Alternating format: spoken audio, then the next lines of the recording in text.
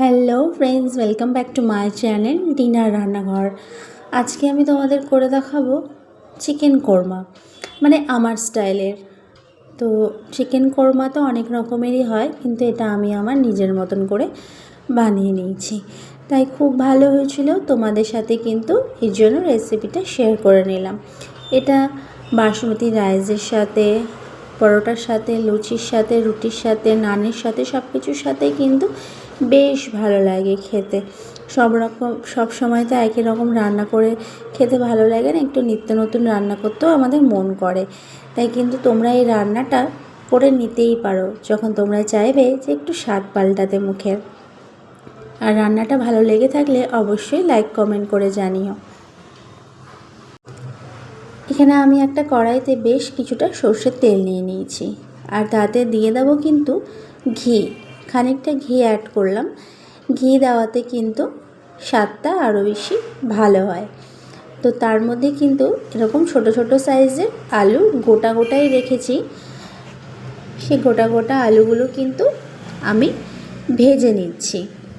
কোনো রকম হলুদ দেব না এর মধ্যে, সামান্য একটু লবণ দিয়ে আলুটাকে কিন্তু ভালো করে লাল লাল করে ফ্রাই করে নেব।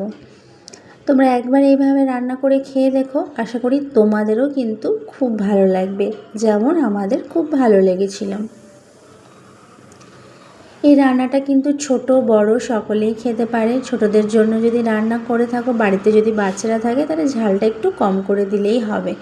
এভাবে কিন্তু আলুগুলো বেশ লাল লাল করে ফ্রাই করে নিলাম। তারপরে কিন্তু এই তেলের মধ্যেই কিন্তু আমি রান্নাটা করব। দেখতেই পাচ্ছ তেলটা অনেকখানি রয়েছে, কারণ এই রান্নাটা করার জন্য বেশ খানিকটা তেল লাগে। তারপরে এখানে আমি 3টে গোটা সাইজ পেঁয়াজ নিয়ে সেটাকে ভালো করে স্লাইস করে নিয়েছি, যাতে করে বেরেস্তা বানাবার জন্য সুবিধা হয়। যেহেতু তেলের মধ্যে লবণ দেওয়া আছে, তাই কিন্তু আমি এক্সট্রা করে আর কোনো রকম লবণের মধ্যে দিলাম না। পেঁয়াজগুলো কিন্তু ফ্রাই করে নেব, একদম লাল ব্রাউন হওয়া পর্যন্ত ফ্রাই করব। দেখতে পাচ্ছ এইভাবে যখন বেরেস্তা টাইপের ফ্রাই হয়ে গেছে, তখন কিন্তু আমি সেটা তুলে একটা থালার মধ্যে ছড়িয়ে রাখব। এইভাবে তেলটাকে চেপে চেপে তুলে নেব।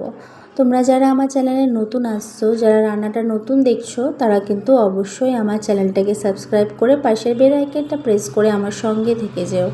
আর যারা সাবস্ক্রাইব করে দেখছো, তাদেরকে তো অসংখ্য ধন্যবাদ জানাই। তারপরে কিন্তু আমি মাংসগুলো সব নুন, হলুদ আর সামান্য একটু সর্ষের তেল দিয়ে মাখিয়ে রেখেছিলাম। এখানে আমি সব রকমেরই পিস ইউজ করছি, কারণ আমার আইডিয়া ছিল না যে আজকে আমি এটা রান্না করব। তাই কিন্তু ফ্রিজে যেটুকু মাংস ছিল, তাই সব রকম মাংস দিয়েই এটা কিন্তু আমি রান্না করে ফেলছি। তবে খেতে কিন্তু ভালোই লাগে। আর তোমাদের ঘরে যদি গেস্ট আসে, তোমরা তাদেরকেও এটা বানিয়ে খাওয়াতে পারো, তাদেরও খুব ভালো লাগবে। তারপরে এর মধ্যে দিয়ে নিলাম একটা দারচিনি, একটা স্টার অ্যানিস, আর এলাইচি আর লং দিয়ে আমি এটা ভালো করে নাড়ি চাড়িয়ে নিচ্ছি। আর এখানে বেরেস্তা, কাজু বাদাম, 50 গ্রাম মতন টক দই, কাঁচা লঙ্কা আর একটা টমেটো, এটা কিন্তু আমি মিক্সিতে ভালো করে পেস্ট করে নেব। মাংসটা ততক্ষণ পর্যন্ত ভাজবো যতক্ষণ পর্যন্ত মাংস থেকে জলটা বেরিয়ে না যাচ্ছে। এভাবে মাংসটা ভালো করে ভেজে নিলে কিন্তু খেতেও ভালো হয়। আর আমি গরম মশলাটা এই কারণেই তেলের মধ্যে দিলাম না, কারণ তেলে দিতেই কিন্তু গরম মশলাটা পুড়ে যায়, আর তখন গন্ধটা কিন্তু অত ভালো আসে না। আর হ্যাঁ, একটা তেজপাতাও কিন্তু দিয়েছিলাম। তো আমি তার জন্যই কিন্তু মাংসর সাথে গরম মশলাটা দিয়ে নিলাম। তোমরাও এইভাবে দিয়ে নেবে, আশা করি ভালো হবে।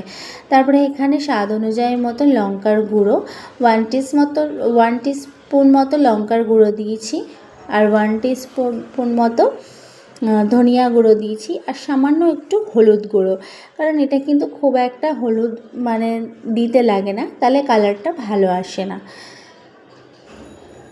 কারণ হলুদটা কিন্তু আমি আগে থেকেই মাংসের সাথে মাখিয়ে রেখেছিলাম, তাই হলুদটা সামান্য পরিমাণেই দিলাম। তারপরে কিন্তু তেলের সাথে সেই মশলাগুলো বেশ ভালো করে ভাজা করে নিচ্ছি স্লো ফ্লেমে। এই রান্নাটা কিন্তু মিডিয়াম টু লো ফ্লেমেই রান্না করতে হয়। তারপরে এখানে দেখো বন্ধুরা, আমি কিন্তু আদা রসুনের মানে পেস্টের জলটা নিয়েছি। আদা রসুনটা পেস্ট করে নিয়ে সেই পেস্টের থেকে জলটা বের করে সেই জলটা কিন্তু আমি ইউজ করলাম এখানে। তাতে কী হবে, কোনো রকমের মানে আদা রসুনের মানে কোনো রকমের পেস্টের কিছু থাকবে না, শুধু জলটাই থাকবে, একটা ফ্লেভার থাকবে শুধু আদা রসুনের। তারপরে এই মুহূর্তে কিন্তু আমি আলুগুলো দিয়ে নিলাম, নাহলে কিন্তু আলুগুলো গলবে না। আমার ব্যাকগ্রাউন্ডে হয়তো একটু শব্দ আসছে গাড়ির, তো তোমরা প্লিজ সেটাকে মানে কিছু মনে করো না। তোমরা দেখতে থাকো, রান্নাটা স্কিপ না করে, নাহলে কিন্তু অনেক কিছু মিস করে যাবে। এইভাবে তেলের মধ্যে যখন একদম উঠে আসবে, দেখতেই পারলে আদা রসুনের জলটা দিলাম, সেই জলটাও যখন একদম শুকিয়ে গিয়ে তেলের উপরে চলে আসবে, তখন কিন্তু সেই পেস্টটা আমি এর মধ্যে দিয়ে নিলাম। আবার বলি, পেস্টের মধ্যে ছিল হলো পেঁয়াজ বেরেস্তা, 50 গ্রাম মতন কাজু বাদাম, 50 গ্রাম মতন টক দই, একটা গোটা লাল রঙের টমেটো, আর ছিল 4টে কাঁচা লঙ্কা। কাঁচা লঙ্কাটা তোমরা তোমাদের ঝাল যেমন খাও তেমন দিয়ে নিতে পারো, সেটার পেস্ট কিন্তু দিয়ে নিয়েছি। এইভাবে পেস্টটা দিয়েও বেশ খানিকক্ষণ ভাজতে থাকবো। এর মধ্যে কিন্তু জলটা ঠিক এইভাবেই অল্প অল্প করে দিয়ে জলটা কিন্তু ইউজ করতে হবে।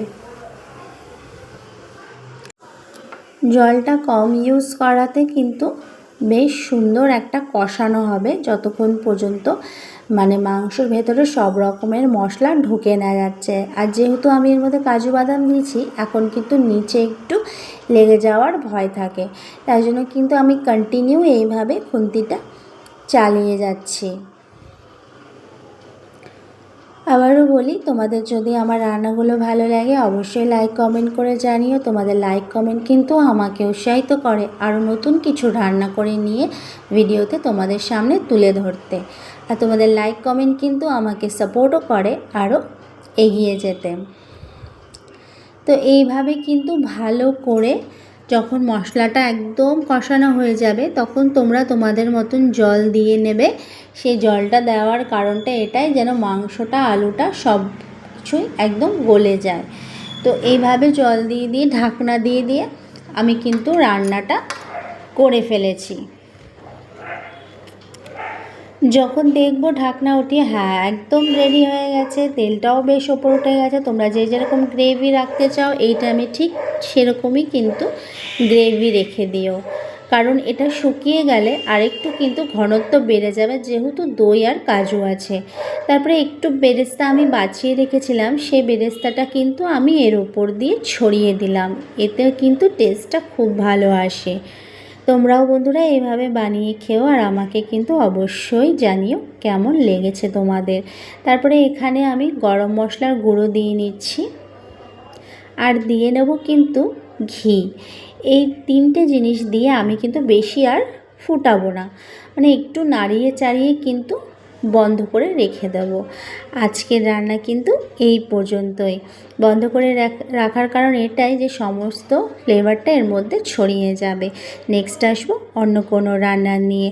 Thanks for watching.